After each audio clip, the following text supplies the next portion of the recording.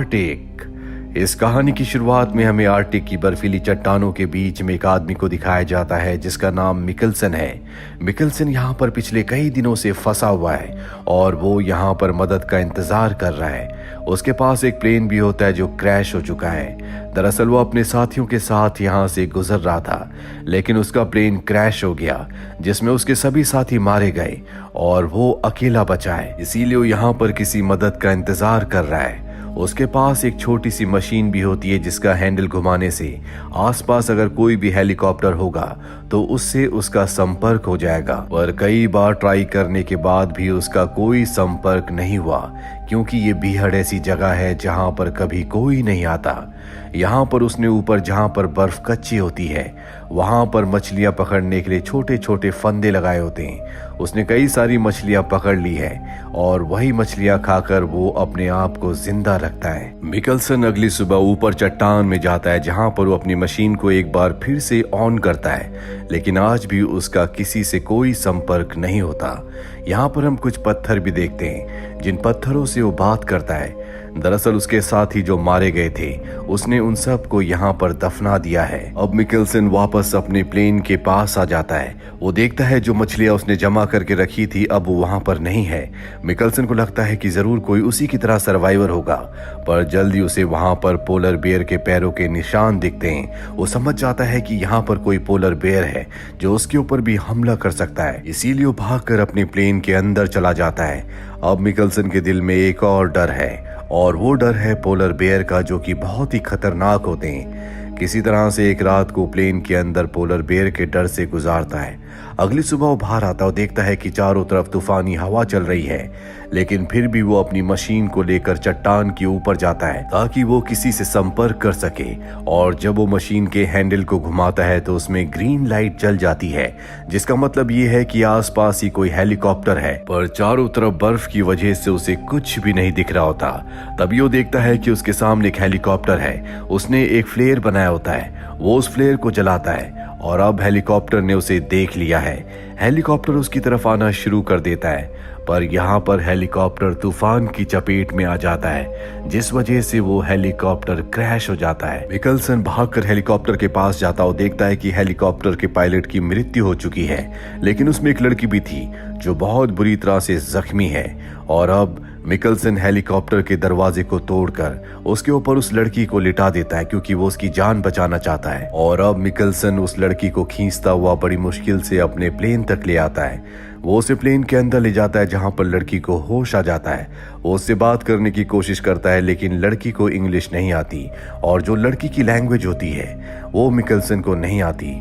Mickelson देखता है कि उसके पेट पर एक बहुत बड़ा जख्म है जिसमें वो स्टिचेस लगाता है। लड़की एक बार फिर से बेहोश हो जाती है, जिसके बाद मिकलसन उसके लिए एक नोट लिखता है कि मैं जल्दी तुम्हारे पास वापस आऊंगा।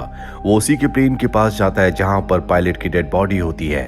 वो उस पायलट को वहां पर दफना कर उसके ऊपर पत्थर रख देता है, जिसके बाद वो हेलीकॉप्टर को चेक करता है जहां पर उसे आर्टिक का एक मैप मिलता है, यानी कि इस मैप के सहारे वो यहाँ से निकल सकता है। साथ ही उसे कुछ जमे हुए नूडल्स और एक स्टोव मिलता है। पिछले कई दिनों से वो कच्ची मछलियां खा रहा है और अब क्योंकि उसके पास स्टोव है इसीलिए वो खाना पका कर खा सकता है। मिकलसन को वहां पर उस जख्मी लड़की और पायलट की एक फोटो मिलती है। उन दोनों के साथ एक छोटी बच्ची भी होती है।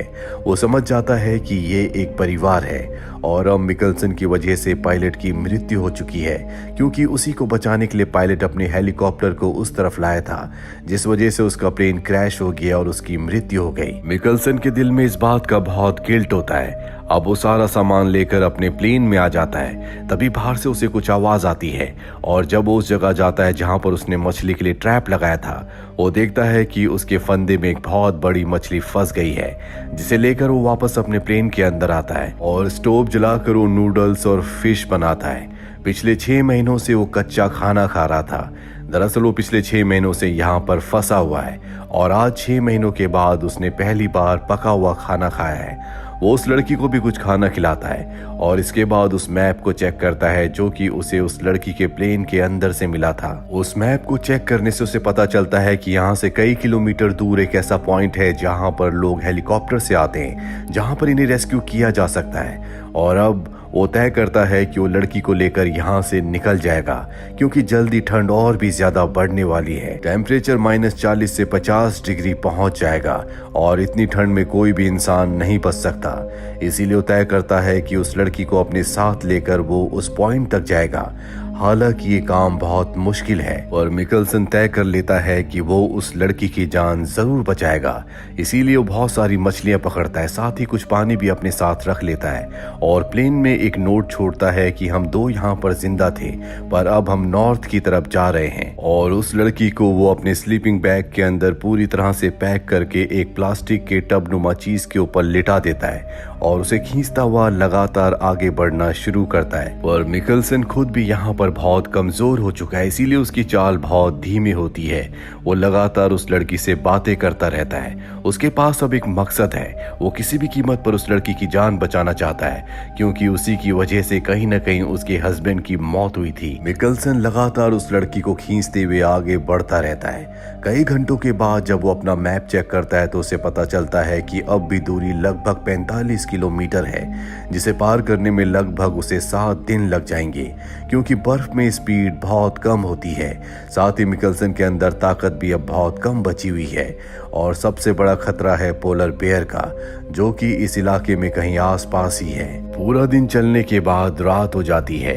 अब रात को उसे कहीं न कहीं सुरक्षित जगह पर सोना होगा जहां पर ठंड कम हो, क्योंकि रात होने पर इस जगह पर ठंड यानी कि टेम्परेचर बहुत ज्यादा कम हो जाता है। इसीलिए बर्फ के अंदर गड्ढा करके वो एक इग्लू बनाता है ताकि ठंड से बच सके। वो लड़की को उसके अंदर ले जाता है जहां पर वो खाना भी बनाता है। मिकलसन उस लड़की के साथ पूरी रात वहीं इग्लू में गुजारता है। अगली सुबह एक बार फिर से वो अपना सफर तय करता है। मिकलसन पहले से भी ज्यादा थक चुका है, लेकिन किसी भी कीमत पर वो उस लड़की को बचाना चाहता है। इसीलिए लगातार वो धीरे धीरे आगे बढ़ता ही चला जाता है। तभी उसके सामने एक बहुत ऊंची चट्टान आती है। इस चट्टान में वो अकेले तो चढ़ सकता है, लेकिन वो लड़की को खींच कर ऊपर नहीं ले जा सकता। वो अपनी जेब से मैप निकालता और मैप देखता है, जिससे उसे पता चलता है कि इस चट्टान को पार करने का दूसरा रास्ता है, लेकिन अगर वो दूसरे रास्ते से गया तो उसे 4-5 दिन और भी ज्यादा लगेंगे और उसके पास इतनी खाने की सप्लाई नहीं है कि वो इतने दिनों तक सरवाइव कर सके। इसीलिए अब उसे चट्टान के ऊपर लड़की को खींचते हुए लेकर जाना ही होगा। अब सबसे पहले वो खुद चट्टान के ऊपर जाता है और वहां से रस्सी से वो लड़की को खींचना शुरू करता है। वो धीरे धीरे उसे ऊपर खींच रहा होता है पर तभी अचानक उसके हाथ से रस्सी छूट जाती है और लड़की घिसटते हुए वापस उसी जगह पर पहुंच जाती है। मिकलसन समझ जाता है कि यहाँ से लड़की को ऊपर खींचना नामुमकिन है, इसीलिए ऊपर से वो अपना सारा सामान नीचे ले आता है। वो समझ चुका है कि अगर उसे लड़की को बचाना है तो उसे उसी दूसरे वाले लंबे रास्ते से जाना होगा और अब वो धीरे धीरे उसी लंबे वाले रास्ते से आगे बढ़ना शुरू कर देता है। यहाँ लड़की बहुत ज्यादा जख्मी है, इसीलिए उसकी तबीयत पहले से ज्यादा खराब हो चुकी है। मिकलसन लड़की को खींचता हुआ पूरा दिन चलता रहता है और अब रात हो जाती है। रात होने पर उसे कहीं न कहीं शेल्टर लेना होगा क्योंकि रात को ठंड बहुत ज्यादा बढ़ जाती है, साथ ही पोलर बेयर का भी खतरा है। तभी चट्टानों के बीच में उसे एक छोटी सी सुरंग दिखती है। वो समझ जाता है कि ये पोलर बेयर की सुरंग है, लेकिन अब उसके पास इसके अंदर जाने के अलावा कोई भी रास्ता नहीं है। मिकलसन की किस्मत अच्छी होती है कि उसके अंदर पोलर बेयर नहीं होता। वो लड़की को लेकर अंदर चला जाता है जहां पर वो खाना बनाता है, लेकिन अब उसका गैस भी खत्म हो चुका है, यानी कि इसके बाद वो पकाकर खाना नहीं खा पाएगा। दिन बीतने के साथ मिकलसन की मुश्किलें बढ़ती ही जा रही हैं।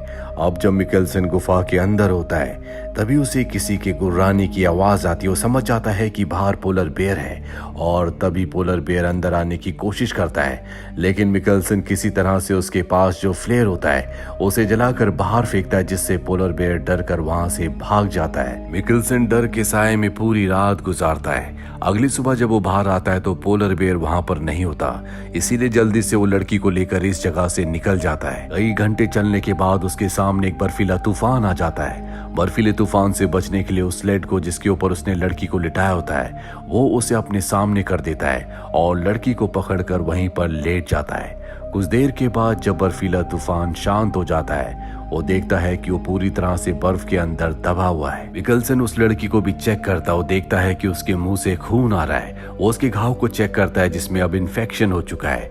वो समझ जाता है कि लड़की का बचना अब नामुमकिन है, क्योंकि उसके शरीर में किसी तरह की कोई हलचल नहीं होती। इसीलिए वो तय करता है कि वो इस लड़की को यहीं पर छोड़कर अकेले अब आगे का सफर तय करेगा। इसीलिए वो उसके परिवार की फोटो उसके पास रखकर अकेले यहाँ से निकल जाता है। हालांकि ऐसा करते हुए उसे बहुत तकलीफ हो रही होती है, लेकिन उसके पास इसके अलावा कोई रास्ता नहीं है। अब जब वो कुछ दूरी जाता है तो वो एक खाई में गिर जाता है, जिससे उसके पैर की हड्डी टूट जाती है। यहाँ पर मिकलसन को एहसास होता है कि उसने उस लड़की को वहां पर छोड़कर बहुत गलत किया। उसे ये भी एहसास होता है कि शायद उसी लड़की की वजह से वो जिंदा है। शायद ईश्वर भी चाहते हैं कि वो उस लड़की की जान बचाए।